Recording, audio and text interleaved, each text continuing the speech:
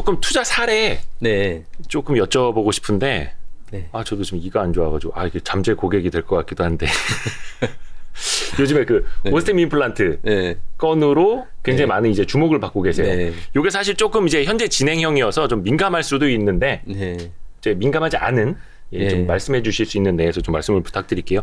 일단은 오스템 임플란트라는 회사에 네. 투자를 하신 이유는 뭔지부터 좀 설명 부탁드릴게요. 그러니까 저희 펀드의 기본 성격이 이제 그 한진칼 엑시트하고 나서 저희가 그 다음 투자 사례로 뭐를 이제 만들면 좋을까를 또 고민을 했고 네. 또 이왕 저희가 가진 재원이 한계가 있잖아요. 네. 저희는 이제 펀드의 기본 방향이 그 뭐 여러 종류의 펀드를 하고 있어요. 뭐 경영권을 인수하는 그런 경우도 있고 또 뭐 채권형으로 구조를 짜서 원금에다 약간의 이익을 보장받는 형식으로 해서 하기도 하고 뭐 또 선순위 후순위 구조 짜기도 하고 뭐 다양한 펀드들이 있어요. 네. 그리고 또 그냥 벤처 회사 같은 회사에 또 투자하는 경우도 있고.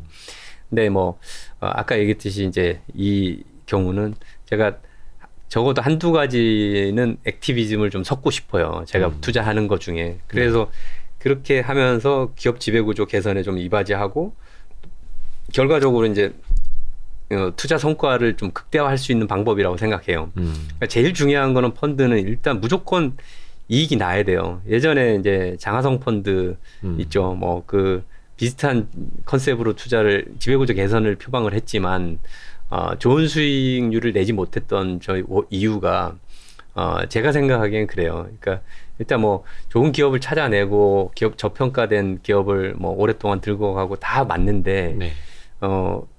실질적으로 그 사람들이 바뀌었느냐? 바뀐 게 하나도 없어요. 그때 투자했던 회사들이.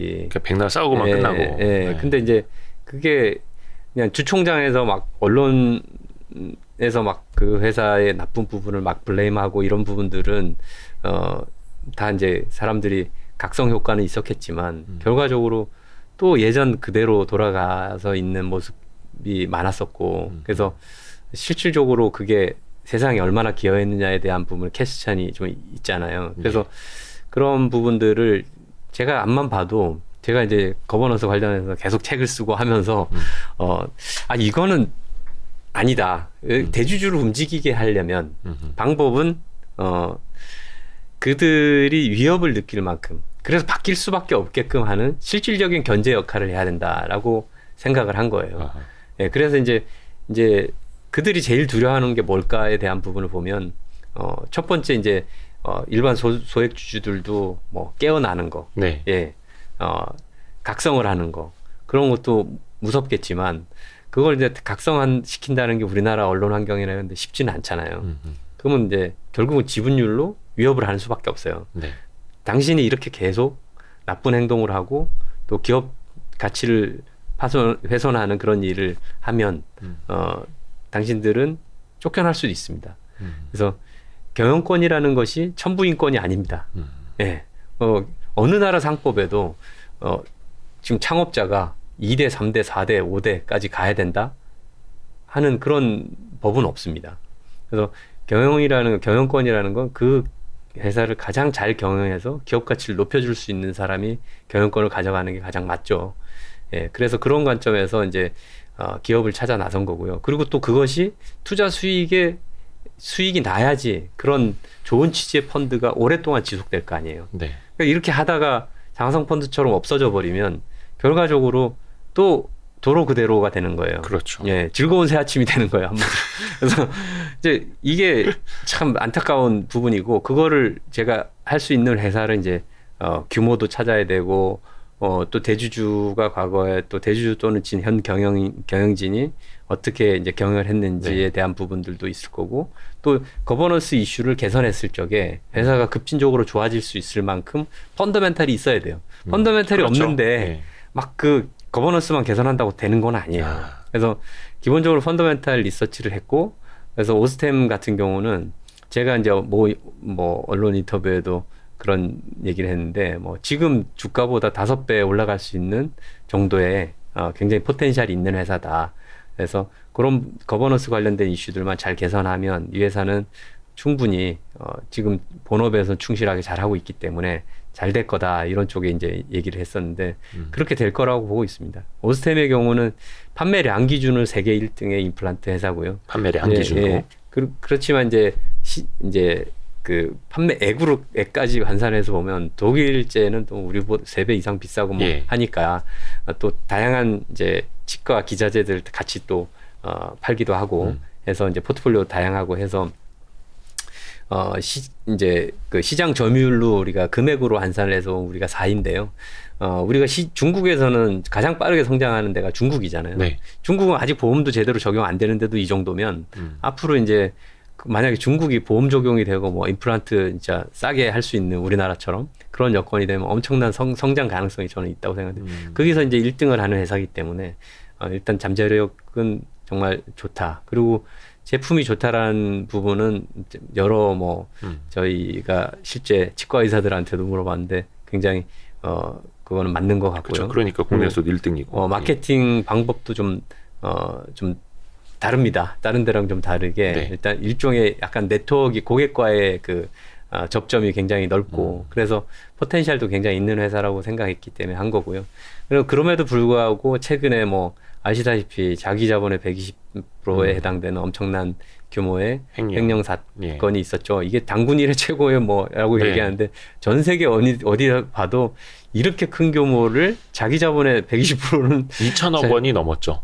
그때 2,080억이라고도 하고 이제 바로 뭐 집어넣은 게 있어가지고 1,880억이라고도 하는데 뭐 어쨌든 근데 그런 엄청난 규모의 횡령 사건이 있다라는 거 그리고 이제 그런 약간 내부 통제가 잘 안 되는 것 같은 일이 이번 건 말고도 뭐 대주주가 실형을 선고받았던 사례도 뭐 몇 건이 있었고 뭐 그리고 뭐 회사도 뭐 그런 비슷한 약간 거버넌스 이슈로 문제가 됐던 사례들이 참 많아요. 그건 나중에 이제 기회 되면 여기서 한번 자세한 얘기들은 좀 하셨으면 좋겠는데 그런 사례들이 좀 치유가 되면 기업 가치가 가장 급진적으로 좋아질 만한 회사.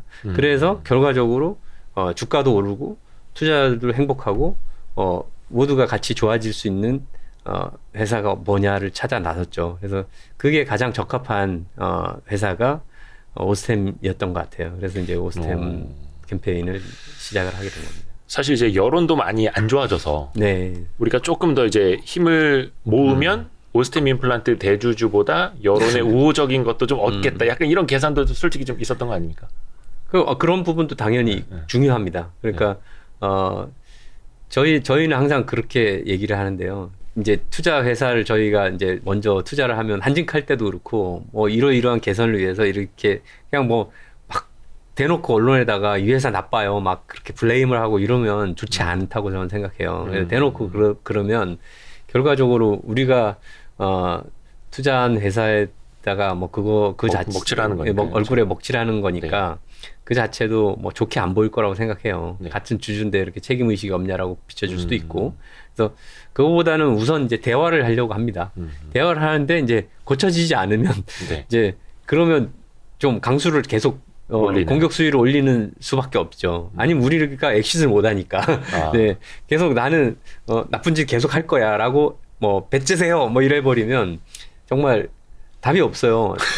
그렇기 때문에 공세를 높일 수밖에 없는 거고 그리고 이제 액티비즘 교과서라고 하기는 뭐하고 사례집들이나 이렇게 보면 가장 위협적인 존재가 되어야 된대요. 그리고 또 그 과거에 그런 성공에 대한 어떤 사례들이 많아야 되고 그런 이제 하우스가 돼야 되는 부분이 있기 때문에 그런 부분에서는 저희는 지분을 또 늘려갈 수밖에 없는 부분이 있고요.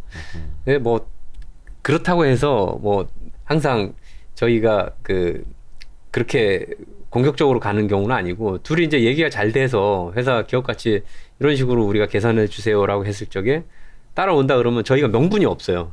그러니까 명분이 없어서 그 캠페인을 계속 할 수가 없어요. 회사가 좋아졌는데 뭐 니들 하라는 대로 다 했는데 뭐 근데도 주가가 안 올라갔어. 나 어떻게 할래? 뭐 그러면 제가 잘못 본 거겠죠, 그러면.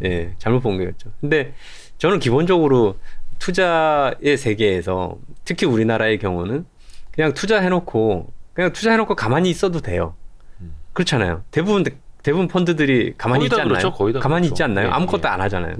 근데 편지라도 한 통 하고 이거 고쳐보자고 악다구니도 좀 쓰고 뭐 배당 좀 너무 안 하고 계속 쌓아놓는데 배당이라 좀 합시다. 내지는 지금 돈 쌓아놓고 뭐 합니까? 이러이러한 성장 기회들이 있는데 이걸 좀 성장합시다. 아니면 또는 부채 비율이 한진그룹 옛날 대한항공처럼 부채 비율이 너무 높아요. 부채 비율 좀 낮춥시다. 얘기할 수 있는 거잖아요. 네. 그러니까 그랬을 적에 안 했을 때보다는 무조건 좋다라고 저는 생각해요. 가만히 있는 것보다는.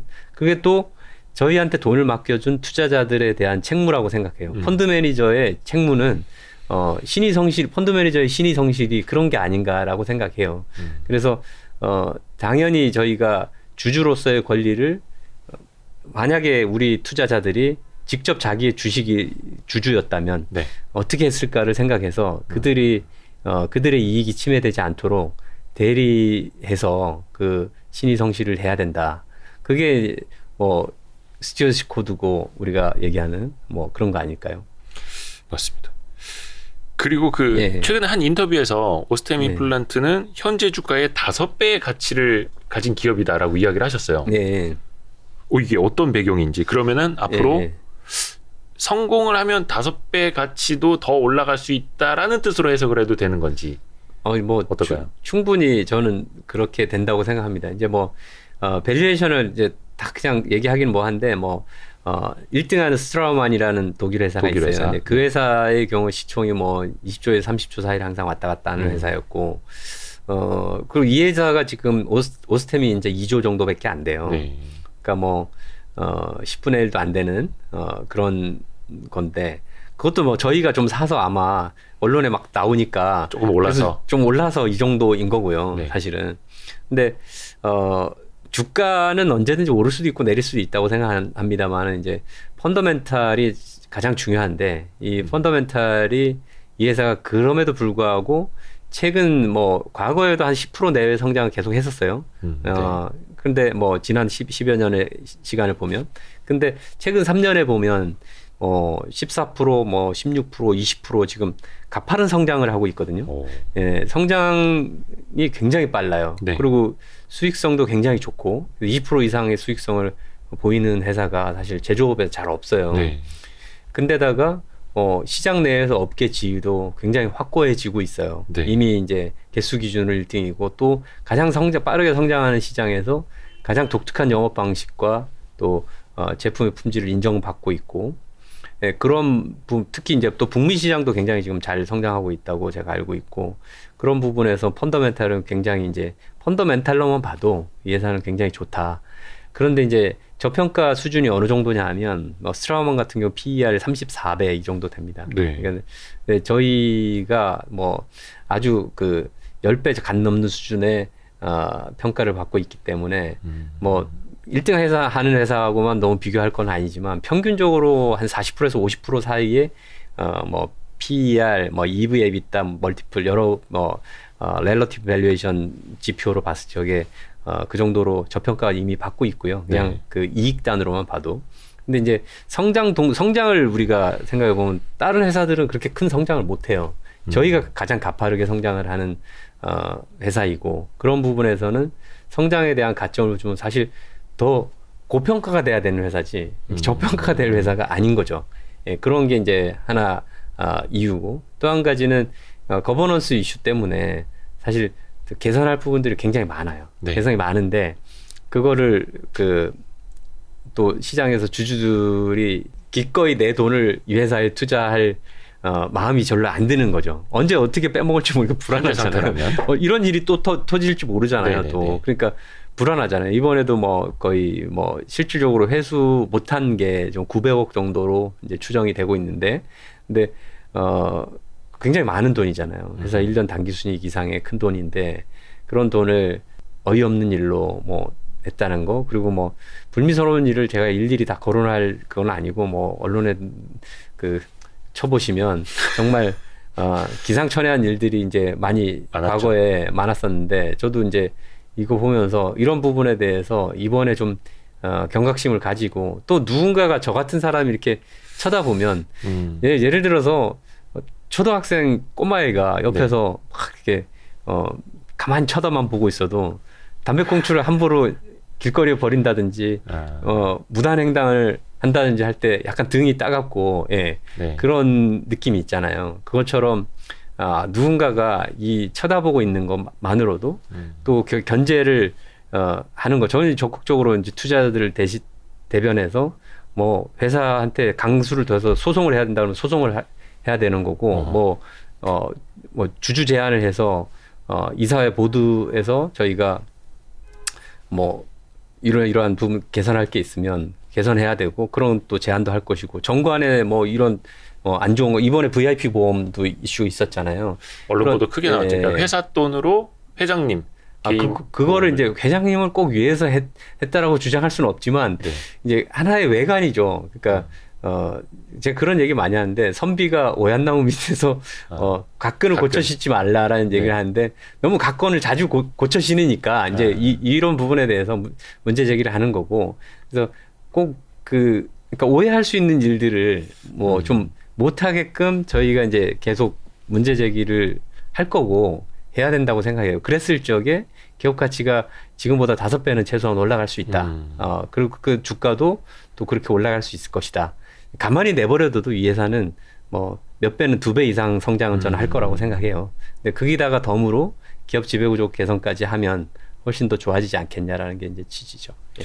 근데 당연히 이렇게 액티비즘, 행동주의가 들어가면 기존의 대주주나 네. 기존의 이제 관성에 젖어 있던 회사 측은 굉장히 이제 반발을 하지 않습니까? 어느 네. 회사나. 네. 여기도 뭐 크게 다르지는 않을 텐데. 그 뭐 어느 회사나 다 마찬가지인데 저도 이제 그래서 되도록이면 이제 대화를 통해서 뭐 회사에 대해서 노골적으로 뭐 비판하고 소송하고 이랬을 적에 지금 그 러시아 우크라이나 전쟁처럼 서로 소모적으로 예, 얻을 건 없는데 그러면 명분 때문에 양보를 못하는 상황이 생기는 게 제일 비극이잖아요. 네. 그렇게 되는 것보다는 그래서 이제 되도록이면 대화를 제가 하려고 애를 쓰고요. 예, 그렇게 합니다. 그래서 먼저 이제 사전에 만나서 경영진들하고 좀 미팅을 해서 대화하면서 말로 풀어보려고 그래서 이렇게 선언을 합시다. 우리 같이 해서 개선을 이렇게 하겠다라는 거 같이 선언합시다. 회사에서 내가 스스로 내부 통제 시스템을 개선할게요라고 얘기하면 아무도 안 믿잖아요. 네. 지난번 2019년에도 비슷한 일이 있었잖아요. 네네네. 내부 시스템 다 개선했다고 했잖아요. 그때도. 근데 또 터진 거죠. 더 크게. 또 터졌잖아요. 더 크게. 그러니까 그런 게 이제 좀 저는 이번 저희의 투자를 좀 회사에서도 적극 활용을 하셔서 이걸 이제 하나의 홍보 수단으로 오히려 역으로 이용을 해도 좋을 것 같아요. 우리 좋은 회사로 변모하고 있다. 예. 뭐 마인드가 있는 회사라면 마인드가 있는 회사라면 그랬으면 좋겠고 아니 나는 하나도 안 바꿀 거야. 나는 내 하던 대로 할 거야. 내가 뭔 잘못을 했다고 이렇게 되면 니들이 회사를 뭘 알아 이래 버리면 제가 그런 비유를 많이 하는데요. 이 주식회사 제도라는 게 처음 역사를 보시면 이제 생길 때 우리가 1600년대 말 1700년대 초로 돌아가서 보면 막스와 네. 칼 막스와 그 아담 스미스 자본주의의 이제 창시자라고 얘기하고 아버지라고 얘기하는 아담 스미스 둘의 논쟁에서 부터 시작을 하는데 네. 아담 스미스는 자본주의의 이제 리미티드 그 주식회사 제도를 오히려 반대했어요. 칼 막스는 반대 뭐 이런 건 아니고 자본주의의 이 그 유한 책임이라는 거, 예, 리미티드가 유한 책임이잖아요. 네.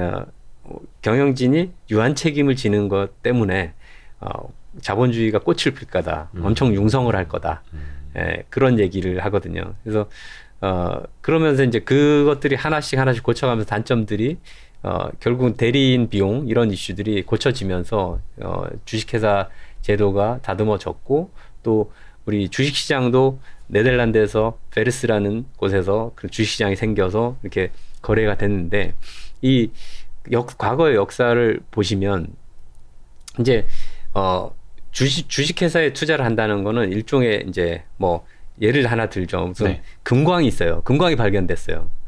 매장량이 딱 나왔어요. 네. 그러면 이제 이게 누군가가 주도해서 돈을 모을 거 아니에요. 이걸 캐야 되니까 시추 장비도 필요하고 네. 뭐 인부도 사서 꾸려야 되고 뭐 기숙사도 져야 되고 했는데 그럼 돈이 필요해서 이제 그때 다 투자를 했단 말이에요. 근데 투자했던 투자자들이 어느 날 이상한 소리가 들려요.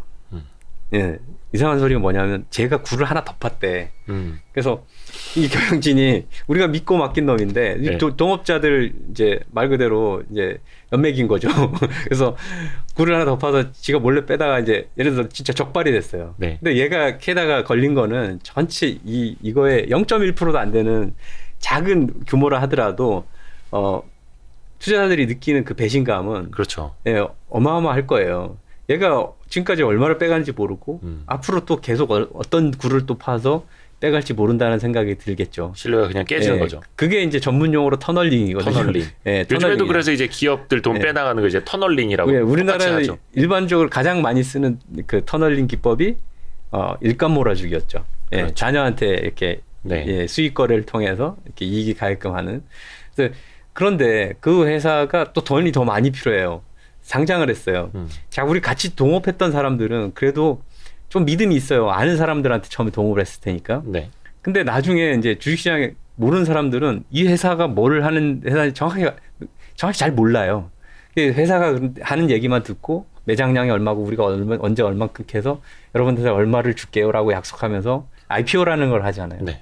그때 이제 투자를 했었던 사람들일 텐데 그분들이 나중에 이제 그 IPO 이후에 뭐 그런 방법이든 또 다른 방법이든 또 빼나가고. 또 회사를 하나 더 차려가지고 그 회사로 이익을 이제 금을 처음에 직접 빼다가 이제 걸리니까 그렇게 안 하고 금을 캔 그 금광석 자체를 원석 자체를 그 재산 가공하는 회사 지 아들이 대주주로 있는 그렇죠. 가공하는 회사에 막 넘겨요. 근데 싸게 넘긴지 비싸게 넘긴지 알 수가 없어요. 왜냐하면 이게 함량이 순도가 얼만큼인지 속이 쉽잖아요. 그렇죠. 그러니까 이런 도덕적 해이 문제들이 발생하기 때문에 더 안 그래도 이 사람이 그런 짓을 안 해도 이런 외관이 형성되면 나는 절대 안 했어요라고 얘기해도 욕 먹을 거거든요. 그렇죠. 근데 그런 외관이 형성이 되면 정말 그렇게 믿을 수밖에 없어요. 주주들 그 나머지 주주들은 왜냐하면 정보가 없기 때문에. 그래서 그렇죠. 이런 정보 비대칭 상황에서는 조금 더 그런 부분에 대해서 엄격한 내부 통제와 또 도덕성과 기준들을 가져야 된다고 생각하고 작은 회사보다는 큰 회사는 더 이런 부분에서는 엄격해져야 된다라고 생각합니다. 그러니까 정보 비대칭 그리고 한번 신뢰가 깨진 회사는 밸류에이션에서도 굉장히 네. 저평가 네. 받을 수밖에 없는 거고 이제 그거를 좀 탈피해 보자라는 거고. 참고로 그 오스템 임플란트 같은 경우에는 작년 말에 그 경영 개선 계획 이런 네. 것도 이제 공시가 된 거 있으니까 여러분도 한번 직접 보시고 판단을 해보시면 더 좋을 것 같습니다. 아무래도 거기에 대해서 이제 앞으로도 계속해서 이제 좀 행동을 하실 테니까 네. 그거는 이제 계속 이어지는 흐름을 좀 살펴보겠고요.